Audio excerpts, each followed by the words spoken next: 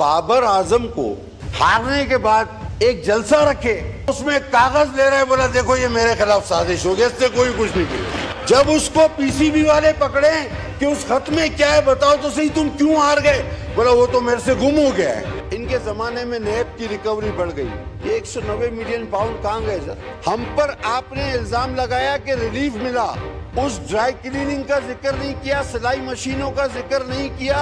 असद उमर घंटों आईएमएफ के दफ्तर के बाहर बैठे रहे, जाना ही था आईएमएफ के पास।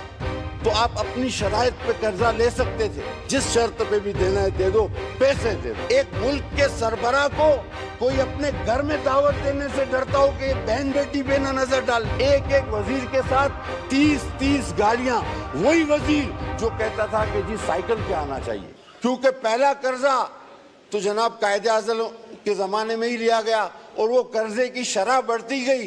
कुछ जंगों ने हमारे हालात ठीक किए, लेकिन फिर कर्जे और बढ़ते गए और फिर यूं हुआ कि हम लोग आईएमएफ के गुलाम बन के रह गए और एक इनकलाब आया फिर, और वो इनकलाब था कि हम आएंगे, आईएमएफ के मुंह पे पैसे मारेंगे, पाकिस्तान की मईशत को एक ही दिन में इस दलदल से निकालकर बाहर ले जाएंगे।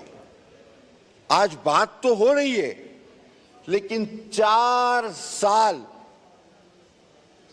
और बात की गई कि जी अरस्तू हैं इस तरफ, वहां तो अरस्तू भी थे, सुकरात भी थे, बुकरात भी थे, और वो बार बार तब्दील भी होते रहे, लेकिन न आईएमएफ के मुंह पे पैसे मारे गए, न इस मुल्क का कर्जा उतरा।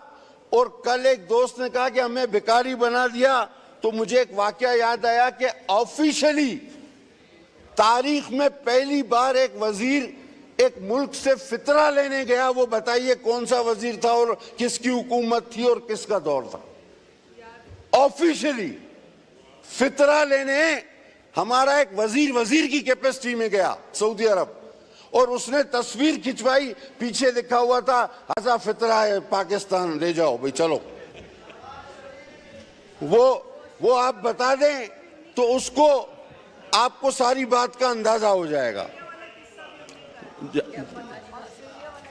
हाँ सर, वो बेचारे तालीम से महरूम रखे जाते थे, लेकिन जो इस हाउस में नहीं हो उसके लिए मैं बात नहीं करता, क्योंकि पीठ पीछे बात करना मेरी आदत नहीं। जब वो इस हाउस में मौजूद होते थे तो मैं बात करता था, मैं मुनाफकत का कतई कायल नहीं हूं।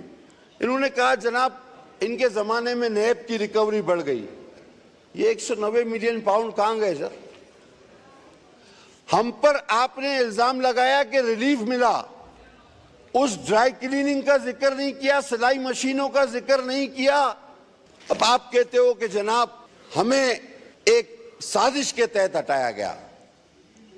मेरे भाई 4 साल बहुत अरसा होता है, और मैं फिर ये दोहराता हूं, पहले भी कह चुका हूं कि आपके नारे और आपकी बातों से किसी कदर हम भी ये सोचने लगे थे कि यार, एक दोस्त ने तकरीर में भी कहा कि जी तरक्की उस वक्त होगी जब फला आदमी आएगा, इस कुर्सी पे बैठेगा, वो इन्वेस्टमेंट होगी, लोग बाहर से पैसा भेजेंगे। यार ये तो हो चुका, ये आप पुराने ख्वाब क्यों देख रहे हो? इसी बुनियाद पर तो आपको एक बार हुकूमत मिली। यही ओवरसीज पाकिस्तानी आज भी जो मौजूद हैं, ये उस वक्त भी थे, इसी मईशत के ख्वाब में कि आप मुल्क को यूं चुटकियों में भंवर से निकालेंगे। 4 साल तक आपको बर्दाश्त किया गया। कौन सी नई बात थी? कौन से आईएमएफ के कर्जे वापस हुए? आपने कशकोल न तोड़ने के बहाने पर जो 9 माह जाया किए, आईएमएफ की कड़ी शराइत पर आखिर असद उमर घंटों आईएमएफ के दफ्तर के बाहर बैठे रहे, उसके नतीजे में हम स्टैंड बाय प्रोग्राम में थोड़ा सा इल्म भी रखा, थोड़ा सा मालूम भी कर लिया करें कि अगर जाना ही था आईएमएफ के पास तो आप अपनी शराइत पे कर्जा ले सकते थे। आपने कहा नहीं, और आप उस दिन गए जब आईएमएफ का दरवाजा आखिरी चौकीदार बंद करके जाने वाला था, आप उसके पैर पड़ गए कि चाचा दरवाजा खोलो, जिस शर्त पे भी देना है दे दो, पैसे दे दो। उन्होंने फिर अपनी शराइत पे दिए। तो अगर पाकिस्तान माशी दलदल में है तो उसका बहुत बड़ा हिस्सा आपकी तरफ जाता है। क्यों कि आपका वजीर खजाना खुद कहता है, जब उसको कहा गया कि आपसे पहले पाकिस्तान का जो कर्जा था वो दुगना हो गया, आपने 100% उसमें इजाफा किया, तो उसने कहा नहीं 100% नहीं 76% इजाफा किया। ये उसने तरीन साहब ने खुद कहा। माशरे में मौजब होने की क्या क्या मिसालें कायम की। कभी इतनी तजलील हुई है उन शोहरों की जो आज अदालत में पेश हो रहे हैं कि जी मेरी बीवी को भगा के ले गया। ये मौजब माशरा, खुदा बचाए इस मौजब माशरे से। इस तरह के मौजब माशरे की आप बात कर रहे हैं कि एक मुल्क के सरबराह को कोई अपने घर में दावत देने से डरता हो कि बहन बेटी पे ना नजर डाल दे। ये मौजब माशरा है, ऐसा मौजब माशरा। सर खुदा के वास्ते हमें इस मौजब माशरे की जरूरत नहीं है।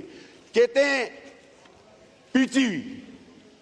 पीटीवी कौन देखता है, और मुझे सिर्फ पीटीवी पे चलाया जाता है और पीटीवी पे हुकूमत के चीजें चलती रहती। आप क्यों भूल जाते हैं कि एक साबिक वजीर आजम पीटीवी के कैमरे को चिपक गया था, निकल ही नहीं रहा था उससे। जब पीटीवी ऑन करो तो वो बात कर रहा होता था। आज कहते हैं वजीर आजम हाउस का खर्चा, जब तक अपोजिशन में थे तो हम भी दिल से इनके साथ थे, कहते थे ये वज़रा जो है ये बहुत प्रोटोकॉल लेते हैं। सर खुदा की कसम जब ये वजीर बने तो ये एक एक वजीर आजम के बराबर प्रोटोकॉल लेता था। मैंने खुद इनको देखा है। ये उस वक्त तक शरीफ थे जब तक मौका नहीं मिला था, बाकी दिल के अरमान सारे इन्होंने पूरे किए। जैसे ही मौका मिला तमाम रिकॉर्ड तोड़ दिए वज़रा के। एक एक वजीर के साथ 30-30 गाड़ियां। वही वजीर जो कहता था कि जी साइकिल पे आना चाहिए। और आप बात करते हैं खर्चे घटाने के। यार आप 15-20 किलोमीटर का सफर हेलीकॉप्टर में तय करते थे। सर ये क्रिकेट टीम को क्या हुआ है? ये अमेरिका से भी हार गए। हाँ, नहीं ये अमेरिका से भी हार गए, ये इंडिया से भी हार गए। तो बाबर आजम को अपने ही किसी सीनियर क्रिकेटर से सबक लेते हुए हारने के बाद एक जलसा रखे और उसमें एक कागज ले रहे, बोला देखो ये मेरे खिलाफ साजिश हो गई, इससे कोई कुछ नहीं किया। उसके बाद जो है वो बात ही खत्म हो जाएगी कि तुम हार जाओ मर जाओ कुछ भी। बोला देखो ये था, और बाद में बोले वो खत भी गुम हो गया है।